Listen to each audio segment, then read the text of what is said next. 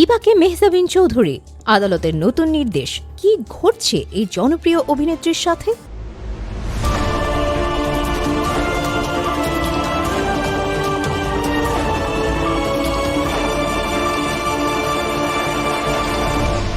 Channel CB. Welcome to CB news. জনপ্রিয় অভিনেত্রী মেহজাবিন চৌধুরী ও তার ভাই আলিশান চৌধুরীর বিরুদ্ধে দায়ের করা হুমকি ও প্রাণনাশের মামলার শুনানি নিয়ে এলো নতুন আপডেট। বৃহস্পতিবার শুনানির দিন ধার্য থাকলেও আদালত থেকে মিলেছে নতুন সময়। কেন পিছিয়ে গেল এই মামলার কার্যক্রম? বিস্তারিত জানতে ভিডিওটি শেষ পর্যন্ত দেখুন। ভীতি প্রদর্শন ও হুমকির অভিযোগে মেহজাবিন চৌধুরী এবং তার ভাই আলিশান চৌধুরীর বিরুদ্ধে করা মামলায় জবাব দাখিলের সময় পিছিয়েছে আদালত। ঢাকা মহানগর নির্বাহী ম্যাজিস্ট্রেট আদালত ৩ আজ এই জবাব দাখিলের দিন ধার্য ছিল।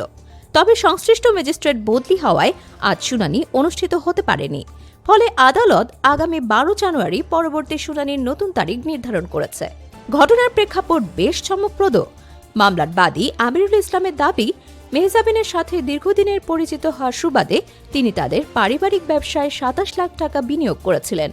কিন্তু দীর্ঘ সময় পার হলেও ব্যবসা শুরু করার কোনো উদ্যোগ নেননি মেহজাবিন ও তার ভাই। পরবর্তীতে পাওনা টাকা ফেরত চাইলে তারা নানা টালবাহানা শুরু করেন বলে অভিযোগে বলা হয়। গত ১৬ই মার্চ হাতিরঝিলের একটি রেস্টুরেন্টে টাকা ফেরত পাওয়ার বিষয়ে আলোচনা করতে গেলে মেহজাবিন ও তার ভাই সহ কয়েকজন অজ্ঞাত ব্যক্তি বাদীকে অকথ্য ভাষায় গালিগালাজ এবং প্রাণনাশের হুমকি দেন বলে মামলার এজাহারে উল্লেখ করা হয়েছে। এর আগে গত ১৬ই নভেম্বর মেহজাবিন ও তার ভাই আদালতে আত্মসমর্পণ করে জামিন নিয়েছিলেন। বিবাদী পক্ষের আইনজীবী তুহিন হাওলাদার জানিয়েছেন, নিয়ম অনুযায়ী নতুন ম্যাজিস্ট্রেট যোগ দিলে পুনরায় নথিপত্র উপস্থাপন করা হবে এবং ১২ জানুয়ারি শুনানি অনুষ্ঠিত হবে। প্রতিদিন গুরুত্বপূর্ণ আপডেটের জন্য আমাদের চ্যানেলটি অবশ্যই সাবস্ক্রাইব করুন। Subscribe now for daily news and updates.